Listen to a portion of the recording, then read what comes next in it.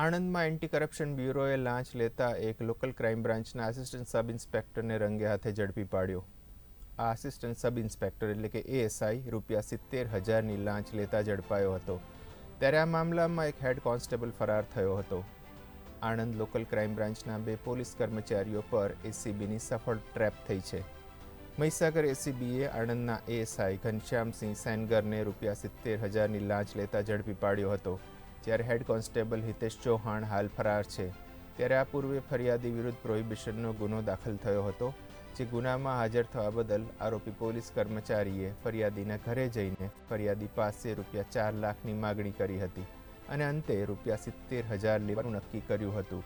ત્યારે આ ₹70,000ની લાંચ લેતા મહીસાગર એન્ટી કરપ્શન બ્યુરોની ટીમે ઘનશ્યામસિંહને ઝડપી પાડ્યો હતો. જ્યારે હિતેશ ચૌહાણ હાલ ફરાર છે. પોલીસે બંને આરોપીઓ સામે ગુનો નોંધી વધુ તપાસ હાથ ધરી છે.